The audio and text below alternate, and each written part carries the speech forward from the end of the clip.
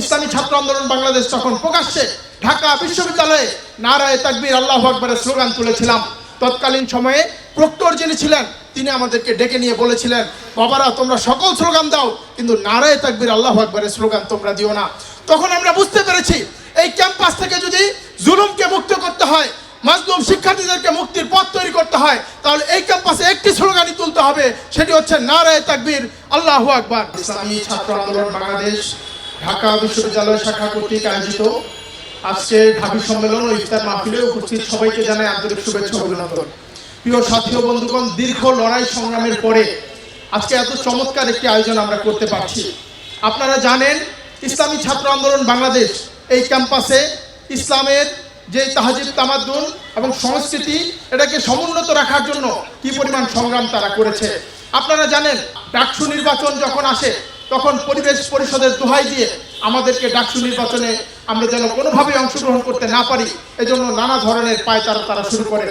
আমরা ইসলামী ছাত্র আন্দোলন বাংলাদেশ তখন প্রকাশ্যে ঢাকা বিশ্ববিদ্যালয়ে নারায়ে তাকবীর আল্লাহু আকবারের স্লোগান তুলেছিলাম। তৎকালীন সময়ে প্রক্টর যিনি ছিলেন তিনি আমাদেরকে ডেকে নিয়ে বলেছিলেন, বাবারা তোমরা সকল স্লোগান দাও, কিন্তু নারায়ে তাকবীর আল্লাহু আকবারের স্লোগান তোমরা দিও না।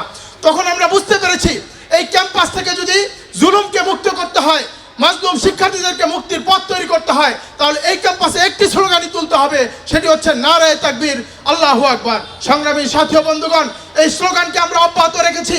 এই ক্যাম্পাসে আমরা হিজাব ফোবিয়ার বিরুদ্ধে আমরা রুখে দাঁড়িয়েছি এবং আমরা হিজাব ফোবিয়ার বিরুদ্ধে যখন রুখে দাঁড়িয়েছি, পোস্টার ফেস্টুন লাগিয়ে যখন আমরা সচেতনতা তৈরির লক্ষ্যে কাজ করেছি, তখন ঢাকা বিশ্ববিদ্যালয়ে আমাদের নেতৃবৃন্দ যারা ছিল তৎকালীন সময়ে আমাদের খায়রুল হাসান মারজান, মাহমুদুল হাসান সহ অনেককেই রক্তাক্ত করা হয়েছে, সেই ইতিহাস আপনারা জানেন। এখন ঢাকা বিশ্ববিদ্যালয়ে বর্তমান যে প্রশাসন আছে তারা বায়োমেট্রিক পদ্ধতিতে শিক্ষার্থীদের পোশাকের যে স্বাধীনতা সেটা বাস্তবায়নে তারা কাজ করছে, আমরা তাদেরকে ধন্যবাদ জানাই। সংগ্রামী সাথী ও বন্ধুগণ, পরিবেশ পরিষদ নামে একটি বৈষম্যমূলক প্রতিষ্ঠানের মাধ্যমে ইসলামী ছাত্র আন্দোলন বাংলাদেশের কার্যক্রমকে ক্যাম্পাসে রুদ্ধ করার পায়তারা তখনও চলছিল, এখনও আবার চলছে আমরা দেখতে পাচ্ছি।